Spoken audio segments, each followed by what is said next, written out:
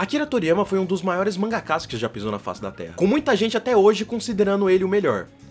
E muita gente, eu falo eu. Sua capacidade magética absurda, sua arte inovadora, sua arte sequencial nunca antes vista, seu humor ácido e suas histórias marcantes, e seus ilustres designs de personagem que compõem suas obras, que são referência até hoje pra quem quiser estudar, tudo isso que compõe o trabalho dele foi um grande diferencial pro Akira Toriyama ser conhecido como ele é hoje, um dos maiores mangakas de todos os tempos. Mas o que muita gente não sabe, apesar de participar de grandes sucessos como Chrono Trigger, Blue Dragon e Dragon Quest, e tendo seu maior sucesso o mangá Dragon Ball, Akira Toriyama começou com uma obra um pouco peculiar, Dr. Slump.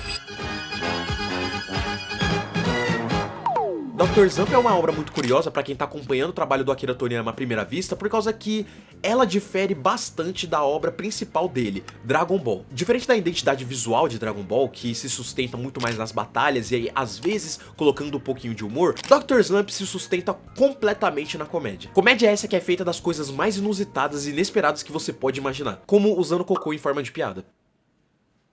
Pode não parecer hoje por causa da repetição exaustiva que foi, mas na época era algo muito inovador. E aliás, o Akira gostava tanto do seu senso de humor meio infantiloide que colocava piadas com cocô várias vezes ao longo da obra, a ponto de ter até um contador de quantos cocôs foram utilizados em um só volume. Mas apesar das diferenças do seu trabalho principal, Dr. Slump ainda é uma obra muito interessante por conter os desejos mais profundos de Akira Toriyama, que sinceramente eu ainda não vi ninguém do YouTube falando sobre isso. Cá estou eu para fazer uma análise do seu primeiro trabalho, Dr. Slump. Dr. Slump foi um mangá serializado no começo da Weekly Shonen Jump, lá em 1980, durando mais ou menos até 1984, durando 4 anos, sendo finalizado em 18 volumes no formato tankobon. Dr. Slump conta a história de Arali Norimaki, uma curiosa robô que foi criada pelo seu criador, Senbei Norimaki. Senbei tem um objetivo muito claro, ele pretende se casar, mas aí que tá o problema, Senbei é um grande tarado. Como sempre retratado em várias obras, tarados não conseguem muito bem se lidar com mulher. E por incrível que pareça, aí que tá a graça do mangá. O conflito da curiosidade da Arali sendo um robô tentando se disfarçar de humana, enquanto faz várias aventuras na bizarra Vila Pinguim, e sempre tentando arrumar uma esposa pra ser sua companhia e ser uma mãe pra sua filha Arali. Mas é aqui que as coisas começam a ficar realmente interessantes. Porque Dr. Slump foi um mangá de enorme sucesso na época. O sucesso foi tanto que teve um pico de 2.200.000 unidades vendidas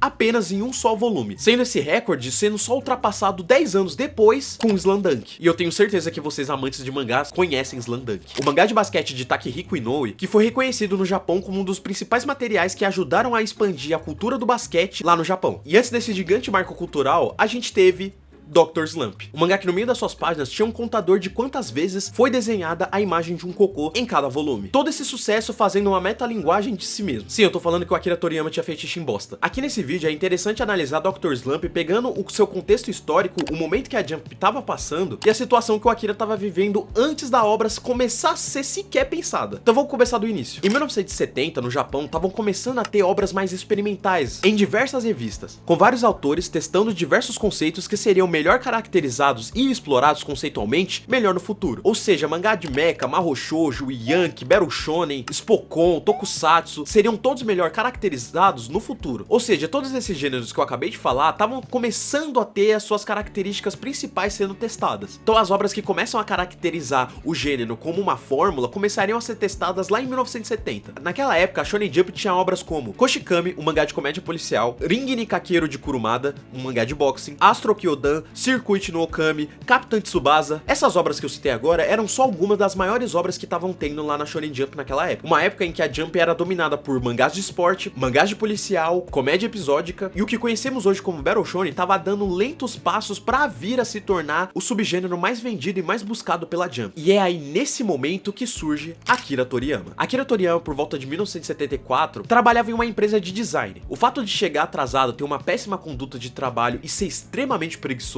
fizesse com que Akira Toriyama logo fosse dispensado da empresa. Sem saber qual rumo tomar e vendo a sua vida tomando um rumo que ele não queria pra ela, Akira Toriyama tava passando os dias da sua vida pensando que ele não tava fazendo realmente nada relevante ali pra mudar sua vida. Além de, ser constantemente pressionado pelos seus pais. Foi aí que Akira teve a brilhante ideia de tentar a sorte com os mangás. Depois de ter visto premiações para lançamentos de mangá one shot, que hoje em dia todos esses primeiros trabalhos que Akira Toriyama teve na sua vida seriam todos eles compilados no mangá Manga Theater, que no começo eu vou ser sincero, todos esses trabalhos eram muito ruins. Mas Akira Toriyama tinha um diferencial. o seu traço. Akira naquele momento estava indo contra tudo que estava sendo lançado na época, seja em história, em tom, em como painelizar suas páginas e trazer humor, e especialmente o seu traço. Akira Toriyama ainda era uma joia a ser lapidada pelo seu editor, Torishima. Mas vendo aqui, a gente já tinha um vislumbre do que seria o imenso potencial de Akira Toriyama. E agora que eu já te dei o contexto, vamos voltar pro mangá. Dr. Slump fez um sucesso absurdo com as crianças por causa da sua fácil compreensão na hora de fazer humor, e também por conta do seu traço icônico e inovador para a revista naquela época. Akira Toriyama sempre foi um brilhante ilustrador, sendo requisitado mais tarde em obras que marcaram toda a população japonesa, trabalhando como design de personagem em obras como Chrono Trigger, Dragon Quest, Blue Dragon. Ah, e se você não conhece nenhuma dessas obras, eu quero que você saiba que Yoshihiro Togashi, o autor de Hunter x Hunter e Yu Yu Hakusho, deixava de trabalhar para poder jogar Dragon Quest. Inclusive,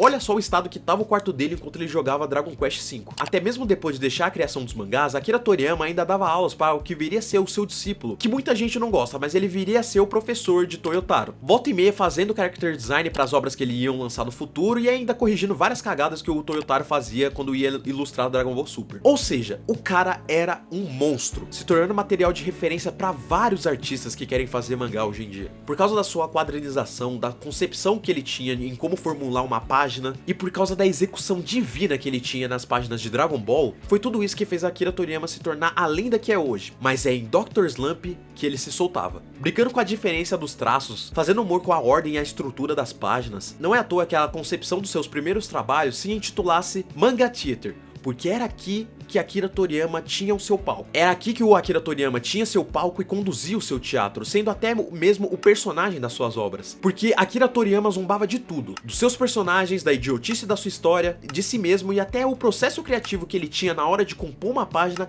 era tido como piada por ele mesmo. E tudo isso sendo uma clara inserção de Akira Toriyama conduzindo a história como Senbei e Arale. Durante Dr. Slump é perceptível que o criador de Arale, Senbei, é muito descuidado. Senbei, por mais que ligue para sua aparência à primeira vista, só dá importância pro mesmo quando há mulher por perto. Também é perceptível o quanto Senbei é um claro pervertido, sendo bastante descuidado na hora de proteger aqueles materiais que você sabe que não era para ter gente lá vendo que você tá consumindo. Enquanto isso, temos Arale, uma notável pestinha, mas também é muito criativa e tem também um interesse nítido muito específico em diversas coisas. No final de tudo, Dr. Slump é uma obra que retrata todas as qualidades que tornariam Akira Toriyama uma lenda dos mangás, mas também deixa claro seus defeitos na sua vida pessoal. Perversão, preguiça, péssima conduta de trabalho são só algumas das coisas que Akira Toriyama deixa transbordar na hora de fazer arte, e que obviamente dá pra puxar paralelos com a sua vida real. Akira Toriyama era um pervertido assumido, assim como retratado também nos seus diversos personagens, como Senbei e Mestre Kami. Akira Toriyama também tinha uma enorme preguiça, como na época que trabalhava como designer, sendo desligado da empresa. Já que no seu trabalho em Dr. Slump, Akira tendo a responsabilidade de ter que conduzir uma obra lançada semanalmente, Akira Toriyama fazia diversas declarações, tanto nas páginas póstumas do mangá, como em entrevistas, o seu claro descontentamento com a sua exaustiva rotina de trabalho. Mas como ele tornava tudo isso que ele tanto reclama suportável? Na rotina semanal de um mangaka, ele começa nos seus primeiros 2 dias planejando, roteirizando e fazendo o storyboard da obra, para que logo esse rascunho seja enviado ao editor,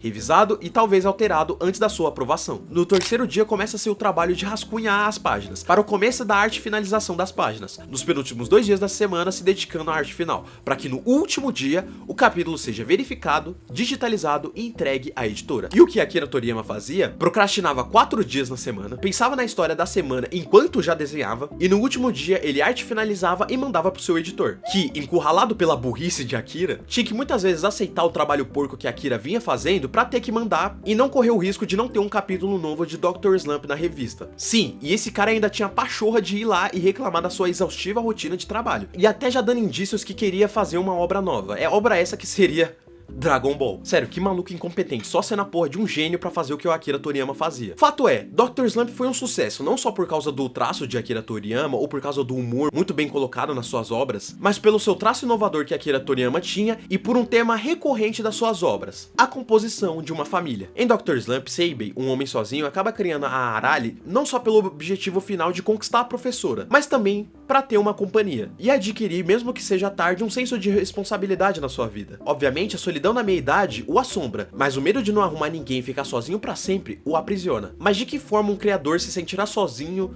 tendo o convívio diário com a sua obra. Um artista precisa ter sua obra exposta, uma série precisa de público, um ator precisa não só do palco, mas de pessoas na plateia, e Senbei precisa da Arale. Precisa da imprevisibilidade da juventude para poder construir uma família e para poder criar responsabilidade. Ele precisa ter compromisso, ele precisa provar que é um bom pai e ele precisa, caso ele queira, arrumar uma mulher. Igual em Dragon Ball, onde a gente vê o Goku passando pelo começo da sua vida sem ter muita consciência no mundo exterior, a gente acaba vendo ele formar novos amigos, arranjar uma esposa, ter filhos, ter vários amigos que antes eram inimigos. Então a gente vai vendo toda a jornada de amadurecimento de Goku, assim como vemos a jornada de amadurecimento de Senbei, sendo seu primeiro passo tomar conta de uma criança demoníaca que é a Arale, e por parte de Akira Toriyama tendo que lidar com a sua jornada demoníaca, que é a rotina de fazer um mangá semanal. Mas se você acha Frankenstein um monstro, você tem que ver o que essa garotinha é capaz de fazer. Bom, esse foi o vídeo. Eu tentei trazer uma análise de Dr. Slump de uma maneira diferente, de uma perspectiva diferente da que eu fiz no outro vídeo, quase que como uma homenagem ao Akira Toriyama e tudo que ele fez, porque pra mim,